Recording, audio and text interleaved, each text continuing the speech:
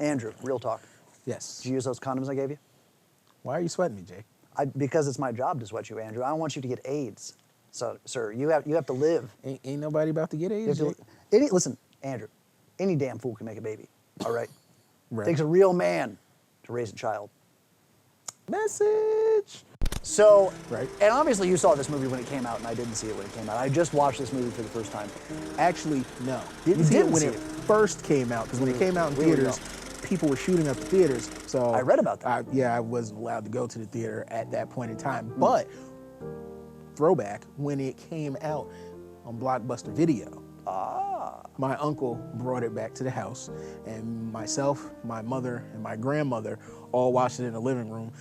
We talked about Citizen Kane, and the very first thing Singleton does, and this I see Wellesian influences all throughout the movie. The very first thing Singleton does is a long dolly in on a stop sign. 90s parenting. He gets in trouble at school in the beginning of the movie, and he comes home and his mom's like, I'm so disappointed in you. We sat down and wrote that contract together. In place of actually just hitting them, they used all these devious legal tactics that like you would use if you were trying to trick somebody out of their property or something.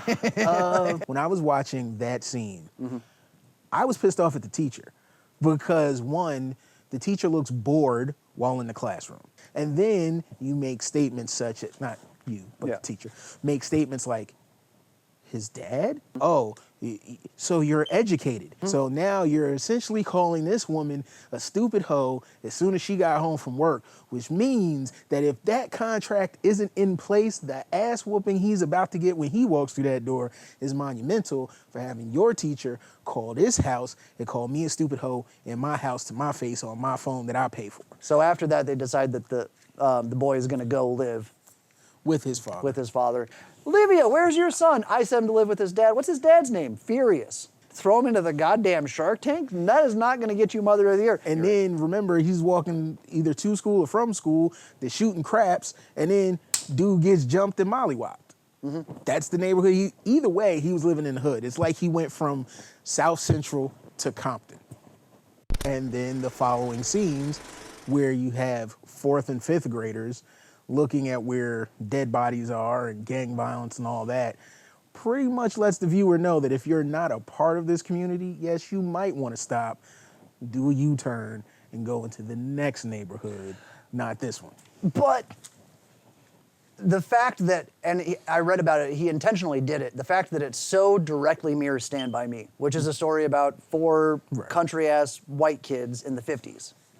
Like, it's not about community.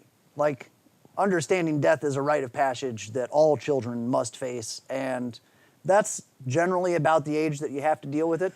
They seem to have a really big thing for big asses. Like at the barbecue, the first scene was not a stop sign, it was a big ass just walking across the screen, kind of like the unveil of a curtain. It was. Onto the scene. It was. Like it was ass, ass, ass. It's moving out the way. Now you're seeing people, you're seeing barbecues, you're seeing food, you're seeing streamers. The ass is moving. And now that the ass is all the way out of the scene, you see everybody. Like the community comes together around ass. That's what the black community is about. I want to say off the top that John Singleton did a brilliant job directing this movie. This is a fucking masterpiece in terms of visualization and theme and fucking color and use of lights and sound design, and everything that he did is straight out of the fucking Hitchcock, Orson Welles fucking playbook of classical filmmaking, and he deserved his, I think he won. Maybe he was just nominated. I think he was just nominated for the best director. But it's a terrible story, and it's poorly written, and the exposition in it is so ham-fisted. Wear a condom. Wear a condom. You don't want to get AIDS. You don't want to get AIDS. Buy land. Buy land and wear a condom. Wear a condom and buy land. Message. In a lot of communities, these were messages that it's like they were falling upon deaf ears. So if you put it in a light where the generation will actually pay attention to it, instead of having your dad tell you this, you're now watching a movie which has Ice Cube, America's favorite gangster, in it. And now when you hear that message, you like, message. I should be wrapping it up with these hoes. Message. So what sex story would you have made up for your dad? You know what? I don't think I would have had to make one up. One, because his ass wasn't there.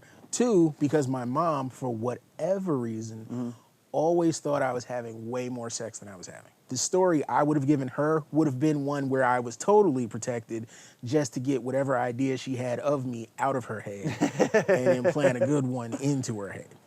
I think mine would have involved a helicopter in some form, probably a helicopter leading to parachute sex. I think parachute sex would have been the way to go. It's short, but it's intense. Oh, so dated. It's so dated. It's so dated. The music is so dated, and the clothes, Andrew, the clothes are so dated. And I mean, everybody was wearing stupid. Piece. Is it a period piece? Yeah, for that period of time, that's what they were wearing. Obviously racist. Black cop is obviously racist and stays the same age. The racist black cop is the fucking Highlander, dude. No. And the bad news there is there can be only one. He is not Highlander. Oh, he's not Highlander. He's just black. He's oh, fair enough. Fair enough. Trade secret. Black don't crack. Andrew is actually 53 years old.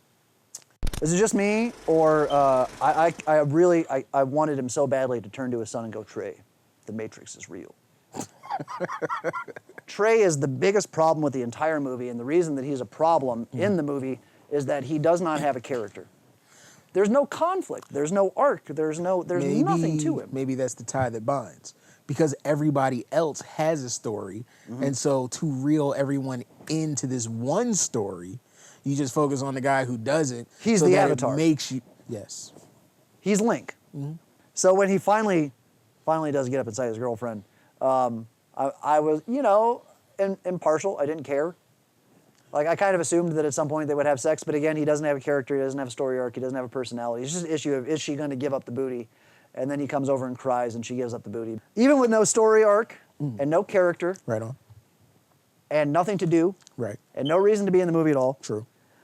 Cuba still turns in a really solid damn performance. I can see why he went on to do the things that he did because... He's a great actor. So, Andrew. Yes. I'm going to definitely give this a watch this shit. Watch this shit. Yes. I'm going to give it a... I'm going to go watch this shit. Yeah. I'm going to give it a watch this shit. Not because the characters are good, because the main character is terrible. And not because the story is great, because the story really isn't that good. But it's so well directed and it's so well acted. Right. And I commend Mr. O'Shea, Ice Cube Jackson, for this being his debut acting role. Because hoes got to watch movies too. Oh, sorry, bitches.